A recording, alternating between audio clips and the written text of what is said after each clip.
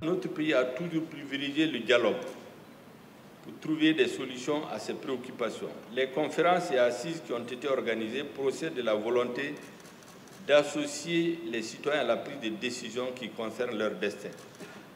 Plusieurs débats et forums ont diagnostiqué la gravité et la profondeur de la crise, des enjeux, défis et périls qui menacent les fondements de la nation. Aujourd'hui, les citoyens ont perdu confiance au système actuel de gestion et d'administration. Il faut redonner la parole au peuple pour confirmer les choix définitifs sur les réformes proposées et non appliquées lors des forats précédents.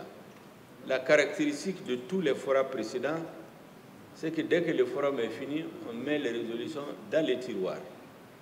Le dernier exemple, c'est le dialogue national inclusif.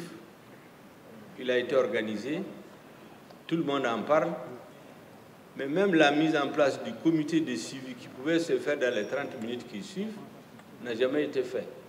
Et c'est pour cela que nous disons qu'au sortir des assises nationales de la refondation, les résolutions vont être exécutoires.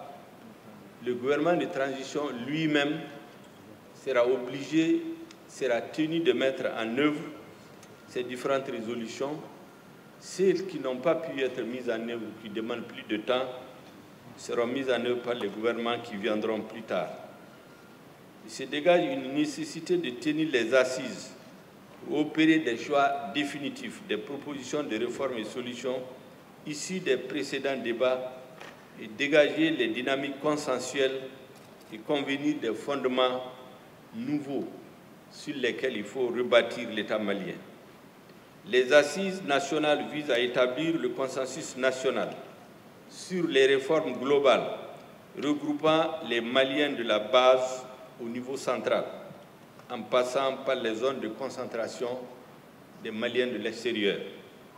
Toutes les conclusions des différents forats, dialogue national inclusif, conférence d'entente nationale, États généraux sur la décentralisation, etc., constitueront la matière première des assises nationales.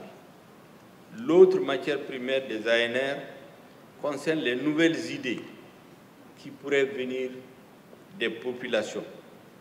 La participation inclusive de toutes les composantes du peuple malien, sans discrimination aucune, conférera aux résolutions finales des assises nationales de refondation un caractère légitime et contraignant.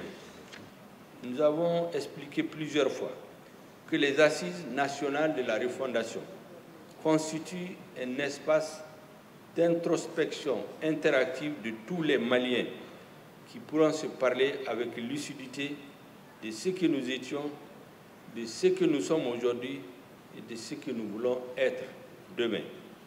Convenir sur comment refonder, comment reconstruire les institutions dans lesquelles ils se reconnaissent, comment établir les règles du jeu économique, politique et social qui feraient que les citoyens arrivent à ce qu'ils veulent, un Mali de l'effort, de l'entente, un Mali en paix et en sécurité et prospère.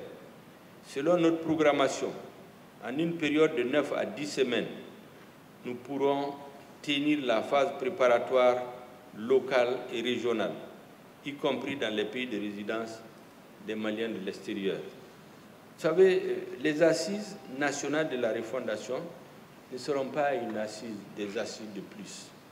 Ce seront vraiment un concentré de tout ce qui a été fait jusqu'ici. Et comme je vous le dis, l'important cette fois-ci, c'est qu'on ne mettra pas dans les tiroirs les résolutions des assises. Ceux qui les organisent seront les premiers obligés à les mettre en application en donnant l'exemple pour les gouvernements qui viendront après les élections.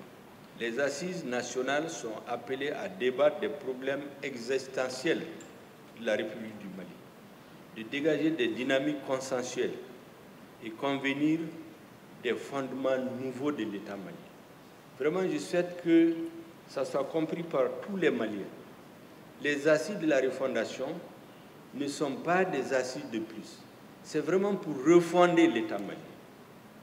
C'est pour s'interroger pourquoi de cet État que tout le monde respectait en Afrique, que tout le monde respectait dans la sous-région, qui était fier, qui avait l'une des armées les plus fortes, qui avait une école de qualité, qui avait des cadres qui traînaient, qui étaient des cadres de haut niveau au niveau international.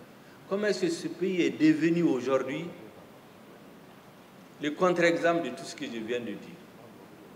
Donc les Maliens doivent s'interroger, est-ce que ce sont les textes, est-ce que ce sont les hommes, est-ce que c'est les uns et les autres, est-ce que c'est la gouvernance? C'est toutes ces questions qui vont être posées. La Constitution, c'est pour être au service du peuple. Ce n'est pas le peuple qui est au service de la Constitution. Si au sortir des assises nationales, les Maliens décident qu'ils veulent une nouvelle Constitution, mais personne ne peut s'opposer à eux. Personne n'a la légitimité ni la crédibilité pour leur dire non, moi je ne veux pas que vous ayez une nouvelle Constitution, je veux que vous révisez l'ancienne Constitution. Personne ne peut. Les assises, c'est là que les Maliens décideront de leur destin.